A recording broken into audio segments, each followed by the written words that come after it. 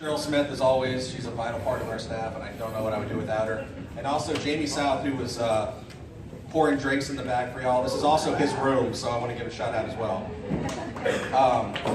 So a couple upcoming events for the Chamber before we get started. Next Thursday, February 23rd, we have 2 ribbon cuttings. One at 10 a.m. at the Country Inn and Suites in Bryant. The other one at Always and Forever Wedding Barn in Alexander. Next Friday, we're going to be continuing our bi-weekly legislative breakfast from 6:30 to 8 a.m. at the Saline Memorial Hospital Education Building, followed by, on Tuesday, February 28th, we're going to be having a Fall Fest meeting at 1 p.m. at Bishop Park. This is a big year for Bryant. It's our 125th birthday and also the 30th anniversary for Fall Fest. So we're looking to blow up Fall Fest this year. So if you have any ideas about how we can make the event even more of a success, please come out. So moving forward, I want to introduce today's panel, and please come up when I say your name. The first one will be Jeremiah Oltmans. He's the campaign chairman for Keep Bryant Schools Moving. Jeremiah is a very successful businessman here in town. He's with Cry-Like Realtors and numerous other businesses that you own as well. Next person up is Matt Ornder from CDI Contractors. Matt is the treasurer of the Keep Bryant Schools Moving campaign. Patrick Schroeder. Patrick is with Baldwin and Shell Construction, as well as on the Keep Bryant Schools Moving Committee. Scott Inman, who's had a very successful career in the past, and y'all probably recognize him, but now he is currently with Gen Wealth Financial Advisors. Carlton Billingsley, owner of Floors and More. Carlton is also on the City Council. And Melissa Sanders from Spring Hill PTO, as well as a member of the Keep Bryant Schools Moving Committee. I also want to recognize some of our board members in the room today. I know Jeremiah is one of our board of directors, Carlton Billingsley. I believe David Hanna's in the room. Dr. Tom Kimbrell, Todd Sellers, and then Carlton I already mentioned as well. So I really appreciate Barbara Merrick as well. I thank y'all so much for your support of me and our chamber and for our community. Tim Blakely as well. He snuck in. Hi, Tim. I didn't mean to leave you out, buddy. I missed you. Gosh. Anyway, so quickly before we get into the panel questions, it's no surprise that the Bryant Chamber has taken a position on supporting the millage. You can see it on our website, you can see it on our Facebook, you can see the sign in front of our building. We announced it at the winter banquet in front of 400 people. I'm also on the committee as well. And the reason is very simple, why we support this. Better rated schools attract more families, businesses, and stimulates economic growth. We also have an overcrowding problem in our school. We want to recruit and retain the very best teachers and staff. And you've heard me use the statistic numerous times, but Bryant is currently rated the #1 city, successful city in Arkansas based on low unemployment rate, minimal poverty level, and above average household income. And to top that off, Bryant is also rated the #1 healthiest housing market currently in Arkansas.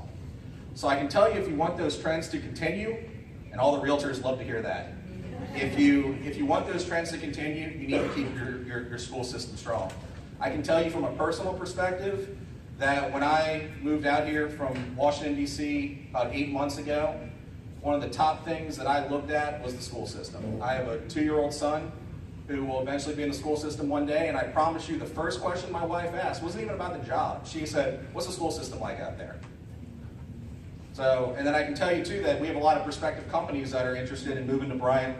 And the other day I happened to show one around in the afternoon along with Truett Smith from the city's planning. And the #1 question they asked outside of, "Can you show us a possible location?" was, "I want to see the schools." So we drove them to the high school, we drove them to the middle school. So they're going to be a 50-employee company coming to town, possibly. We hope to land them. So if we don't keep our schools strong, I promise you, things won't continue as successful as they are. So anyway, enough about that. Well, actually, one more thing I want to add. We also have a really good relationship with the school system. We actually have 2 of our school representatives, Dr. Tom Kimbrell, as well as Todd Sellers, on our board of directors. And the reason is very simple. The school is the largest employer in the city. So it's very important for us as a chamber to have a relationship with the schools because it's one of our top selling pitches for why people want to stay and come here. So in saying that, I want to move on to the panel. Just want to pass the mic down the line. Please introduce yourself, your business, and how the millage, in your opinion, affects economic development in our region. I'm Jeremiah Oltmans with Crowley Realtors, all things real estate. I'm very passionate about this. I have to admit, I'm being the chairperson. I put it out there. I readily admit that I voted twice against this. And to make up for it, I decided I needed to jump into it after Dr. Kimbrell took me around and kind of showed me, I graduated in 1992, and kind of showed me some of the facilities that they are still to this day using that I used. And ironically enough, last weekend my son played basketball. He's in 5th grade. Played basketball in the same gym that I played basketball in when I was in 6th grade. And not that I'm over the hill by any means, but I haven't been in school in a while. So just to see the facilities and see the overcrowding and just to see the projected growth that we have coming, we have to be ahead of the ball and head it off at the pass and be prepared for the future generations. So I'm Matt Ornder. I work for CDI Contractors. I'm a senior project manager there, but I'm also a 93 graduate of Bryant High School. And just to go back and see those facilities that not only myself, but my brother graduated from here in 1983. And a lot of those facilities that Jeremiah's talking about are the same facilities that he played basketball in back in the day. And some of them don't have air conditioners still or heating units, etc. And so I just feel we've got to do better and bigger for our kids that are up and coming. It's going to be the future of our generation. My name is Patrick Schroeder. I'm a project manager with Baldwin & Shell Construction Company. I don't think it was planned, but we have a 92, a 93, and a 94 graduate out there. You just want to be younger, guys. Which I would remind everybody that puts me the youngest. But I have 2 kids, one in elementary, one in middle school, and again, I think it's more of the same conversation. It's going to basketball games, going to sporting events.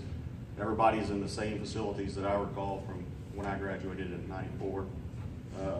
So from our standpoint, that's what we would like to see change. Probably is the biggest impact to me. I want to see some of these newer facilities come down the road for our school to make it better for my kids as they continue to go through the school district. I'm Scott Inman. I used to be the news anchor at Channel 7 up until almost a year ago, and now I work at a business here in the Saline County community, but I've been a resident here for 10 years. We moved our children out here, our whole family out here in 2006. I'm a 91 graduate of Stuttgart High School, so since we're following along the line of that. But hands down, the number one reason that we decided to move to the Bryant-Benton area was for the Bryant School District. I've got 4 kids in the district now. I've got a 10th grader at the high school. I've got twin girls in the Bethel Middle School. And I have a 7-year-old first grader in Spring Hill Elementary. So I've seen all of the facilities firsthand, and I just echo what these guys say. The facilities thing is the thing that jumps out at you. But I do believe the reason I got involved with this is because this is a competition when it comes to where we're going to have people live. You want a desirable community. We moved out here because it was a desirable community. And there are a lot of desirable communities in Arkansas. But we need our school district to continue to be a desirable place for people to bring their children, to bring their families, and to live here. And my kids play sports. They play all kinds of sports. I've been in all the arenas, on campuses all over the central Arkansas area, and let me tell you, we're behind. I mean, everybody out there has quality. I'm using the word arena. We don't have an arena. We have a gym. We have a gym that the air conditioning system is to open the doors. And let air in, and let cold air in. So that's just I believe it's an economic issue, to say the least. Well, it looks like I'm going to be the youngest so far. I'm going to And shortest. And shortest, yeah. They demoted me. My name's Carlton Millage, and my family and I have owned a business in Slim County my entire life. We've been in business nearly 40 years. I did graduate in '95 across the creek, or across the pond, as you want to say, in Benton.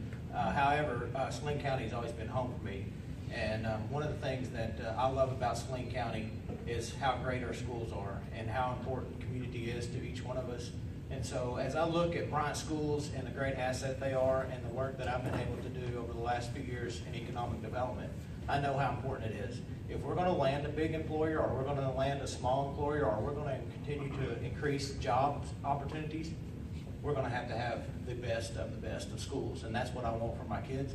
I want my kids to move out when they're 18, but I don't want them to move to North Carolina or California or somewhere else because they couldn't get a job here local. So to me, this is extremely important that we continue to invest in our schools and make them continue to be as great as they are already. I'm Melissa Sanders, and I graduated from Bryant High School as well, and I graduated in '97, so. My husband also graduated in 1994 with Patrick, and so we chose to stay here to raise our children. And we moved across the freeway and bought a house in Hurricane Lake Estates 7 years ago. And so now I have a child at Spring Hill and one at Bethel. And I've been involved with the Spring Hill PTO for 3 years now. And we really value our teachers there, and we do everything we can to keep them. But this year at Spring Hill, we lost our art room. The art room had to become a kindergarten classroom. And they still have an art program, but we hate to see our kids lose those extra resources. For my daughter, who's creative, she really valued that time in the art environment, and now it's in her regular classroom. And it's not the end of the world, but to those kids who wait all day to draw and paint and color, it matters. And I don't want us to have to give up our computer lab next year too for another kindergarten classroom because of the overcrowding.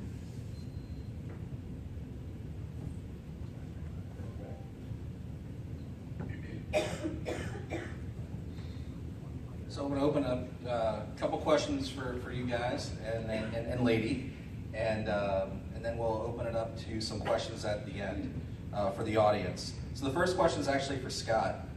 Scott, from your past career and experiences as a media anchor, why is it important to have a strong school district in relation to growing successful cities? Well, I mentioned a minute ago that I've been to a lot of the areas as a parent recently in Central Arkansas, but I can't even put a number on how many times I've been to other communities and other school districts and done stories. And quite frankly, many of the times that we were in some school districts, if it was not a high-performing school district, if the facilities were not good, if it was a struggling area, there was a good chance we were going to do the story for the wrong reasons. It wasn't going to be a good story. I have seen neighborhoods around the school districts reflect the school districts. There's no question about that. And the opposite is true. I mean, in the school districts where the facilities and the performance academic are thriving, there's no question that the neighborhoods around it and the communities around it are strong and thriving as well. There's a direct correlation, I think, that you can draw. I've often said this, you remember the PTO, I've often said this to my wife. I think you can draw a direct line to parent involvement to the success of a school, and I think you can draw a line from the success of a school to the success and quality of a neighborhood and community around it. All right, Jeremiah, this one's for you. According to the National Bureau of Economic Research article, using market valuation to assess public school spending, property values increase $20 for every $1 spent on public schools in a community. Well, very simply, will our home values increase if this millage passes? You kind of can't argue with the statistic there, so that in my layman's opinion, absolutely. There's a direct correlation between the great schools that we have and the property values that are there. So that was one of the main reasons that I switched my opinion of the millage, is to protect all of my different investments as well. Because without a good school, the property values are going to go away. I mean, you can essentially say Bryant saved Perrin when we took Perrin in. If the state would have come in and took over the Perrin School District, property values would have went down. So having great schools like that, direct correlation there. So this question's for both Matt and Patrick.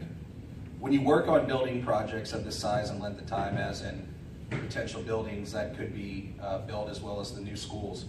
How does this affect the hotels and restaurants financially in our region? Well, having traveled and done construction throughout the country, I can tell you when construction starts in different areas, immediately you start picking up, get an economic impact by all the construction workers, and it sounds very simple, but it can equate to a lot.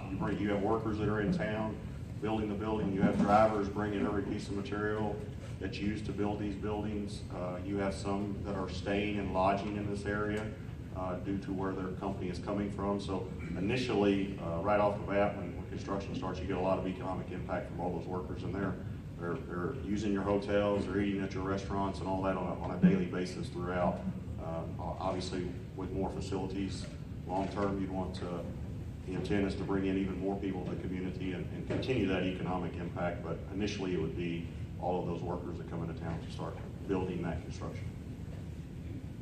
And of course, with this millage, if this millage passes, you're looking at a 3 to 5 year process where you're building up, starting with an elementary school in 2018, going to 2021, 2022 with the length of this construction. So we're not just talking about a 12-month project, we're talking about a 5-year project, a 60-month project that's going to benefit the hotels. And in particular, I've been fortunate enough to do the Riverside project in Benton, where we've got 150 to 200 subcontractors out there working on a daily basis. And watch that, when they leave at lunchtime to go eat at those local restaurants, you just think of the tax revenue that's going into those communities and that in the Saline County area. And just that impact alone, you've got multiple buildings, multiple projects happening here where you're going to, Bryant's going to feel the same impact that Benton's getting right now with that project. Mr. Carlton Billingsley, can you embellish on how this millage relates to the voters' sales tax and property tax from the city's perspective, and also the projected growth of our city? Okay, so if I understand your question, the sales tax is currently set up in the city of Bryant at 9.5%. 6.5% of that is collected to the state of Arkansas. 3% goes to the city of Bryant for services like our parks and fire and police and so forth. One of the, I think, misconceptions that a lot of people have is that sales tax is tied into the schools. That is absolutely incorrect. The schools do not get any of that sales tax money. So when you look at the sales tax, the great thing about a 9.5% sales tax is the people who are driving up and down the interstate on Interstate 30, when they pull off and get gas or eat or stay or whatever they're doing, that's money going into our city and not to the property owners. Our property millage tax for the city is 1.9, and that has been that way for over 20 years. And as far as I researched this last year, as far as I could find, we are the lowest in this area and maybe in the whole entire state. I'm not sure. There was not a lot of information to find on that, but that's what I found. So we're extremely low in that regard. As far as the millage, a millage for the school funding is assessed through 1/10 of 1 penny goes to the school for the funding. So in this case, the school is asking for a $3.6 million increase, which the average home price in Bryant is $150,000, would be a 30 cents per day increase funding for the schools. So for a few cents, we can do all the projects that will be listed on the website, and you can ask about what those are. As far as our city goes, our city is the second fastest growing in the state. Metro Plan, the organization out of Little Rock, has projected that Bryant will grow by 20,000 people in the next 15 years. Our schools are averaging growth of 300 students per year. So over the next 15 years, we're projected to grow another 4,500 students. So, and looking at that and looking at where our money is coming from and how it's being spent, we have a definite need for the facilities and the best teachers to continue to grow the growth that we're already experiencing now.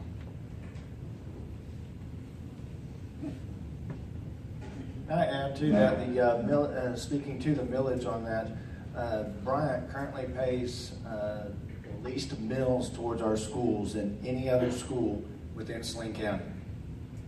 Think of the schools that are in Saline County. Harmony Grove, Glen Rose, all of them. We pay less mills towards our schools than those schools do. And we have more students than both of those schools combined. And this is a good problem to have, that we're having this many people that want to move to our area. So we just need to make sure we take care of our kids. Melissa, this question's for you. So you're a resident of Hurricane Lakes. Can you explain the situation that is currently going on in your neighborhood and how this could affect your neighborhood / future property value?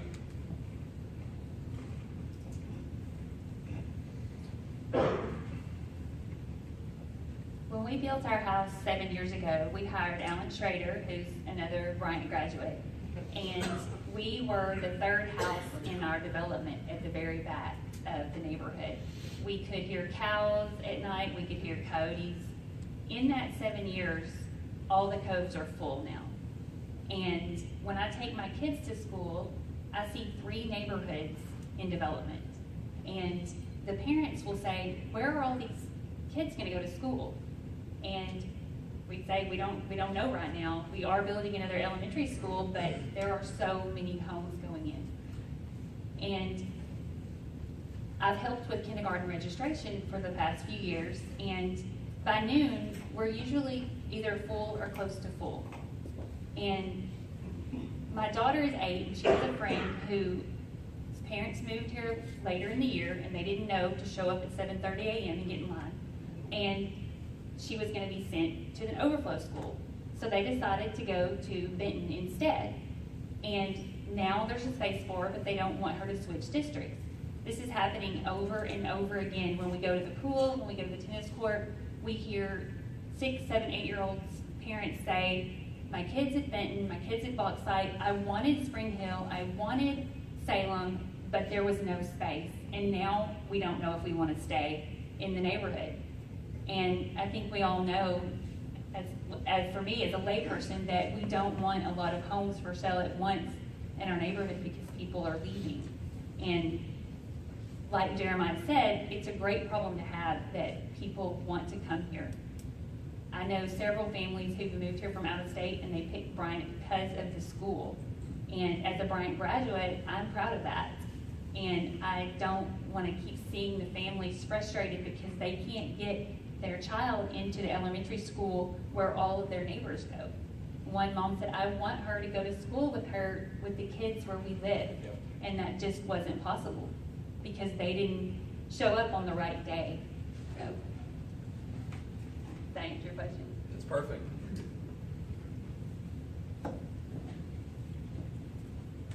You know, the truth is everybody has their right to vote. They have their opinion. But the one thing those that are on the opposite side, I 100% respect your opinion. I've been out in the community a lot, getting a lot of questions about the millage. And usually the people that are against the millage are usually those that think it's a sales tax increase, not a property. Or they say, well, I never went to Bryant. Or I have no kids, so it doesn't really affect me. I don't want to pay for more taxes. I'm not going to argue with the National Bureau of Economic Research where it says for every $1 spent on the public school system, your property values go up $20. That has nothing to do with having a kid or not. That's just pure financials. Does anybody in here not want their home values to go up? I don't think so. So, wrap this up with a couple questions, and I want to save the last 10 or 15 minutes for questions from the audience and for the door prizes. So, very bluntly, and you can just pass this down the line. What happens if this millage does not pass? Well, there's out there, and Dr. Kimball, Dr. Walters, correct me if I'm wrong, but there is money out there that if once this millage passes, it's matching money, $38 million that the government is going to give away. If we don't pass this millage, we do not get that matching money. It's going to go somewhere. I would rather it come to our pockets, our coffers, to benefit our schools. So that's one tremendous thing, that if this millage does not pass, that money goes away. By me not voting, and telling my wife not to vote last time, we missed out on, what was it, $52 million? $18 million last year. So I take fault of losing $18 million from last year's last vote for missing it by 8 votes. So that's one thing that, that money is going to be given out there, and passing this millage, we will get that money. I guess I'm more personal on this. I've got a 4-year-old and an 8th grader that are coming through the system, And what I don't want to see is us losing the quality teachers that we've had at least since 1992 here. So what I'm interested in keeping the teachers, even hiring, getting the better teachers in from the schools. I know Northwest Arkansas is paying a tremendous amount to get teachers up that direction. I know some recent college graduates that moved up there from Bryant just to get the increase in the salary. Also, I don't want to see my 4-year-old in the temporary facility. Especially between March, April, May, when we have that tornado season come through here, last thing I want is my 4-year-old to be in a temporary facility, having evacuated somewhere to go somewhere safe. So that's my personal one. I would agree with that. I would say, personally for me, if it wasn't to pass, most honestly, I would be disappointed. Because I honestly believe if this does not pass, it will be because people didn't get out and vote. I hear, we talk about this and you hear over and over that everybody's it's overwhelming support for this millage. Unfortunately, they may think, we say it all the time, they hear that there's so much support, I don't need to vote, this ought to win by a landslide, and those people don't get out and vote. So for me personally, I think I would be disappointed that everybody didn't get out and exercise your opportunity to vote for the millage, because I'm very confident that if they do that, this will pass by a large majority. So that's why that would be mine. I'd be disappointed too, and just to pick up on what Melissa said about the community being fragmented by having to go to other districts, it reminded me too that was another big part of our decision. We lived in Otter Creek before we moved here, and my wife was a youth pastor of the church we attended there, and she had a group of students that were all high school age, and they attended no less than 4 or 5 high schools, and they all lived in Otter Creek. And I grew up in Stuttgart, and you went to school where you lived. And that was a big, big draw for me to pull my family to a place where you knew your neighbors because they went to school with you. You saw them at Kroger, you saw them all over the community. And it didn't happen in Otter Creek, it doesn't happen in Little Rock. Anybody who's ever lived in Little Rock and had kids in the Little Rock school system, it's a roulette wheel. You spin it and see where you go. And I don't want that to continue to fragment our community like that. For me personally, I have a 7th grader at the middle school and 2 at the Hurricane Creek Elementary School.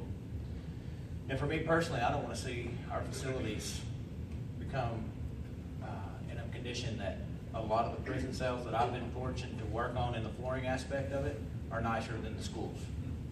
I don't want my kids to have to sit outside for lunch. I don't want my kids to have to walk through the rain and the snow and things like that because I wasn't willing to invest in the schools. So for me, I'm going to go vote, and I'm going to find at least 10 people that are going to go vote yes. And that's what I'm going to encourage everybody that I talk to between now and March 14th. Find 10 people and make sure they go vote. Go vote. You have to go vote. Don't think it's going to win because you're going to stay at home. You got to go vote. I don't want my kids to have to go into facilities that are distressed and unacceptable for an educational environment. Like Matt said, I would like to keep our fabulous teachers. My son, who's at Bethel now, has a learning disability, and now he needs very little support and very little intervention. But over the years, we've had teachers call us at home, send us emails, offer to stay after school, come before school, and that's not just one grade. It has been consistent over and over.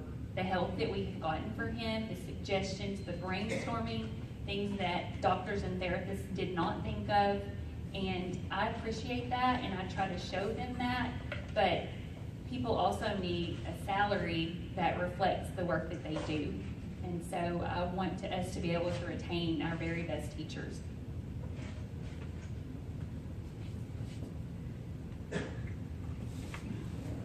Part on that, on retaining the teachers, what a lot of people don't understand too, is that there's been no pay increases for the last 2 years, correct, Dr. Kimmel?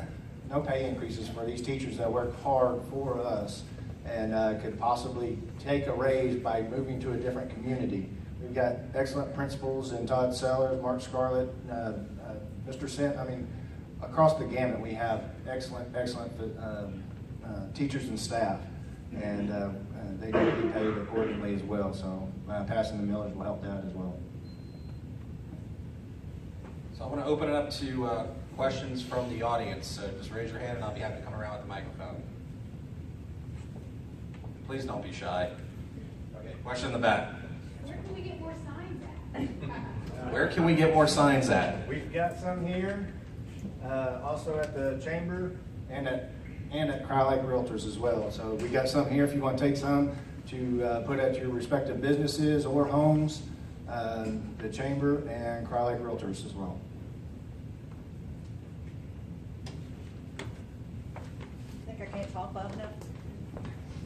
Is there somebody here who can speak to, on voting day, I think there's something where you can vote from any of the polling locations regardless of your precinct? Is there anybody here who can answer that? I feel like I'm just way down here. I'm not just way down here. Okay. Yeah, so that's a great question. So something they're trying in this election that's going to be different this time. You can vote at your normal polling place, wherever that has been for the last year, last 5 years, whatever. But however, something new they're doing this year is you can go to any of the 10 sites. It's called an open polling. You can only vote once, okay? So any of you that tried to vote twice or 3 times, another election. Huh? Unless they're voting yes. Unless they're voting yes, we'll take those, yeah. But you can vote at any of those sites. And we have those on keepbryantschoolsmoving.com. I have a sheet with me if you want to know where those are. Early voting, it's similar to early voting. And early voting, you know, you can vote at the Grace Church on Highway 5, or you can go to the Vote Here building in Benton across from the courthouse. And that's the way it will be for the day of the election on March 14th. You can go to any of those. So if you're across town eating lunch and think, oh my gosh, I got to go vote, you can just go right there and vote and get you in and get out and don't have to go back to your normal place. Does that answer your question? Yes, I have a follow-up question. All right. You want the microphone? Sure. If you live in a certain area that's outside the school district, and I know the answer to this, but I want you to answer it. But your children go to Bryant schools, can you vote? Yeah. So Bryant School District is in a situation where we have many great communities surrounding the city of Bryant. So it's not just if you live in the city of Bryant can you vote. If you live in Salem, Sardis, Alexander, Benton, and Heritage Farm, Hurricane Lakes, those places, if your child attends Bryant School District, you can vote in this election. Or your home. Or your home. Your residence. If you're not sure where you pay your personal property taxes, the easiest way to do that is to call the tax collector and say, where do my taxes go? And if they tell you they go to the Bryant School District, you can vote in this election. Or you can go to voterview.org. Or you can look it up online. Thank you. I'm always looking for the easy way. Thank you, Carl. I don't know if this is such a question or a statement. We had a lot of focus on facilities, but I think one thing people need to understand is a lot of these facilities are going to be built whether the millage passes or not. And that money will come from instructional budget cuts. We've already, since the last millage didn't pass, we've seen several budget cuts that affected actual instruction. Like the high school went from a 4-block schedule to a 7-period schedule, which not every child in that district is in high school that starts in 9th grade out of 4 classes.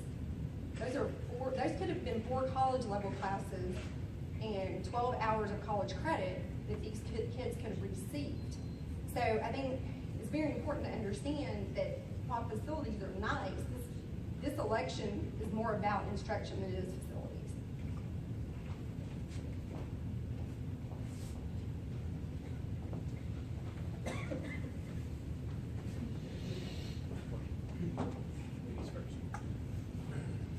So my biggest concern is voter apathy, or the fact that I think if we straw poll today, most of the people in the room would be supportive, and I would like to see that before we go.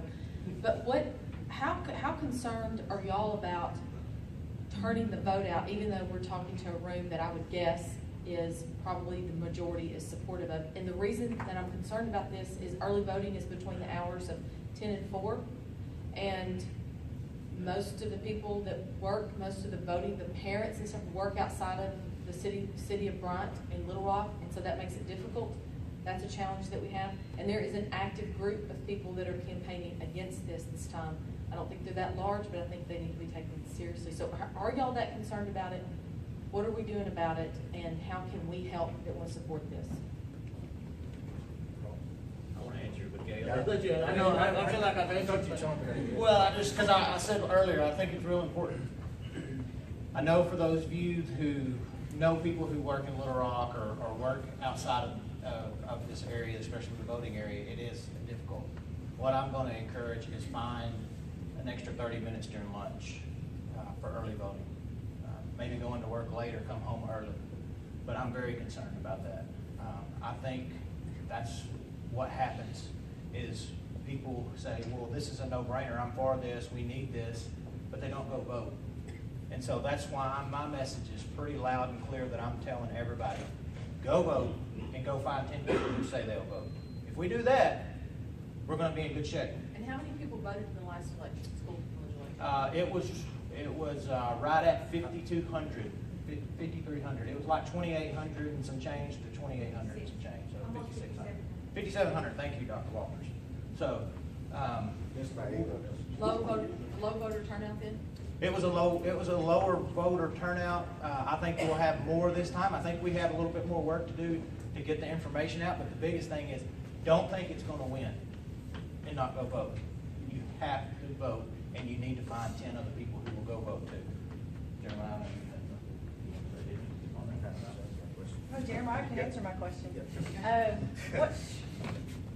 What do you say to people who ask, well, why didn't you plan for growth last time you built?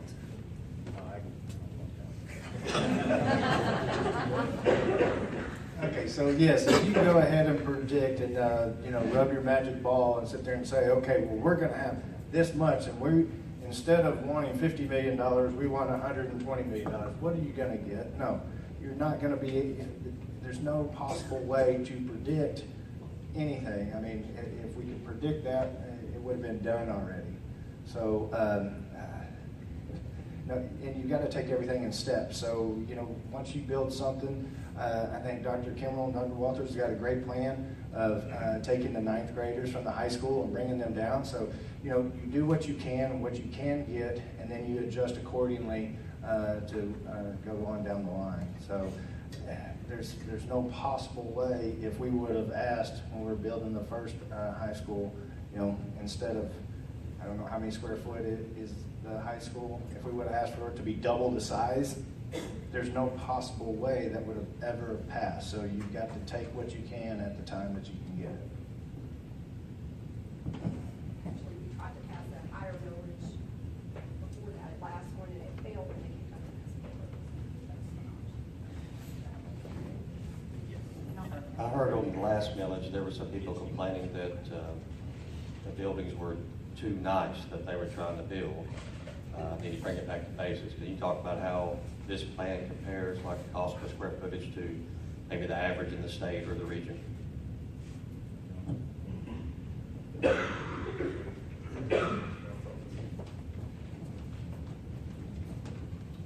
Well, I can tell you, having heard the same comments, people talk about open air space, et cetera. I actually recently just finished up the North Little Rock High School, and for anybody who's not familiar, there is this, it's the same concept. It's kind of a new idea for the kids to get them out of classroom, give them some open air areas. They have large stairs that they built at North Little Rock High School that the kids can go out and sit in, have a little different atmosphere for teaching and learning. So to me, when people say that it's wasted space, it's not, these open areas, it's not wasted space. I mean, I would tell you all the way back from building homes, some of the first thing that people wanted when you walked in the door was a high ceiling, just to give it a nice feeling when you walked in. So to me, they're not wasted space. There's a lot of accreditations now, LEED and everybody else that gets involved and gives their input that every architect's involved in, and they take those into consideration, and construction managers and contractors do the same thing throughout the duration of the project on ways to be more efficient and save money. I've never had a school district that has said, no, we don't want to entertain that.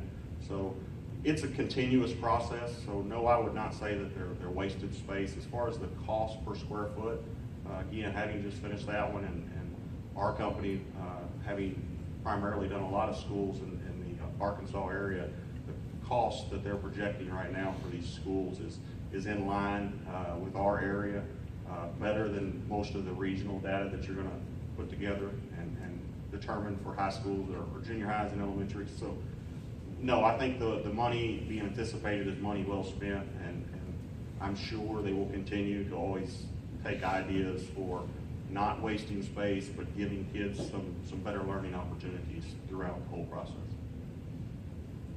I think just yesterday that Dr. Walters has posted or will be posting what the estimates have come in at compared to the regional average of Oklahoma, Texas, and all that. And you guys can see on the website that those estimates are actually coming in at $3 or $4 less a square foot than what the regional average is. Not the national average, just the regional out there average. And those numbers are 2 years old.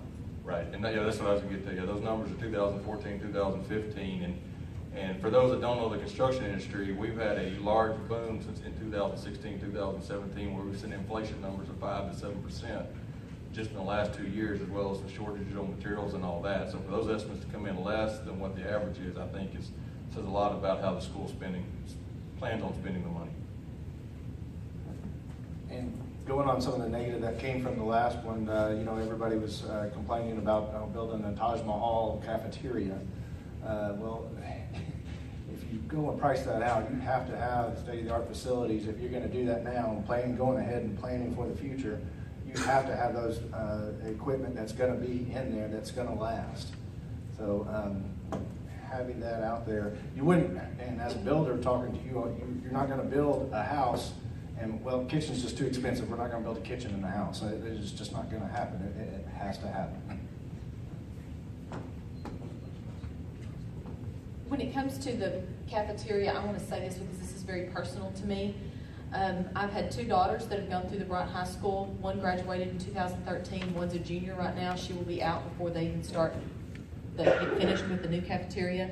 Neither one of my children have ever ate a single lunch at Bryant High School. 8 consecutive years of high school, and they've never eaten in the lunchroom. And that's just, it's because there's not room. There's absolutely not room. So they adjust and modify, and you just get used to that normal, and that's okay for a while. But if we keep going this way, the quality of everything else will deteriorate around it as well. I want to say one thing about that too. Those are just 5 lunches. Well, okay, I'll let you talk about that. What I wanted to answer also about David's question is our school district is the 3rd most efficient district in the state. They have done a fantastic job of managing the money that we have entrusted to them. The second part of that I wanted to just point out as an obvious, because I'm a numbers guy, nerd guy, so when I've seen some of these cost estimates, just as a comparison, our junior high that's proposed to be built, if you look at the regional, which is, as Matt said, is Arkansas, Oklahoma, Louisiana, and Texas, our junior high, if it was in line, would be an additional $12 million. That's, again, how efficient our district is and how I'm proud that they have found ways to build a big enough junior high to accommodate these students, but yet it's $12 million less than what the average cost is in our region.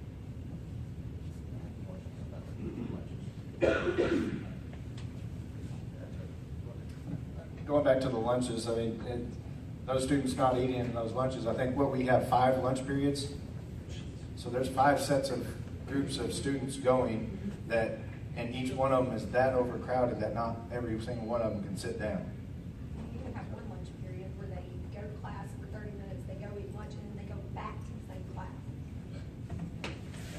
There's not a lot of learning in that course, right?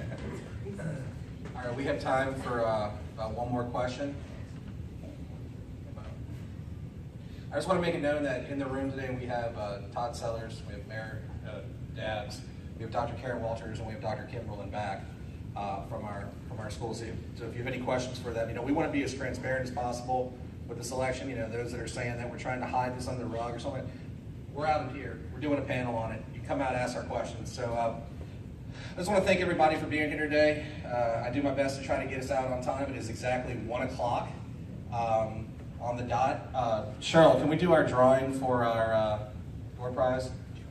I just want to thank everybody on the panel again, Jeremiah and Matt and Patrick and Carlton and Melissa and Scott for giving up your time today. Really appreciate it. And I know Mayor Dabbs, you want to say one more thing. I know that. I want a straw poll. Raise your hand if you're for and supporting this millage. Okay, everybody get your phones out. I'm going to give you a secret, everybody get your phones out. I'm waiting on you while I'm going to get your phones out. I'm going to give you a secret campaign tool to use. And we lost the last election by 8 votes. Any one of us could have spent 30 minutes, an hour on the last election and won that election for our school district and our community. So I want you to all send me a text, and I'm going to send you something that you can use as a tool to tell people when to vote and where to vote, and remind them every single time. 501-425-0478. And before the day's over, I will send you a tool to use when you're having a conversation with somebody. Will you please go vote for this? Oh, yeah, I'm for that. I'm totally for it. Yes. Doesn't matter if they're for it. If they don't go vote, we will lose this election. So then you can turn around and you can send them a text message. That reminds you that you're going to remind them to go vote. So you'll scroll back through your text messages, go back to the day that you started doing that and having these conversations, and you go down and you look every time you send somebody this little picture, it shows up really good in your phone, and you send them a reminder. Did you go vote today? On March 7th. No, I'll go tomorrow. March 8th. Did you go vote today? It's really important. I really need you to commit to go voting. Can I take you? March 9th. Until you get your people to vote. And that is how we can win this election, with your help. But we've got the support. We've just got to move the yes vote to the polls. So thank y'all. I'll send you that in a little bit. And it has all the details on it. When and where. 501-425-0478. This will have the times that the polls are open, the days that they're open, and all of the locations and their addresses. So it's easy to direct people when and where they need to go to cast their vote. We're trying to make it very, very easy for people. Thank you. Facebook information? Facebook? Facebook? Yeah, like posted on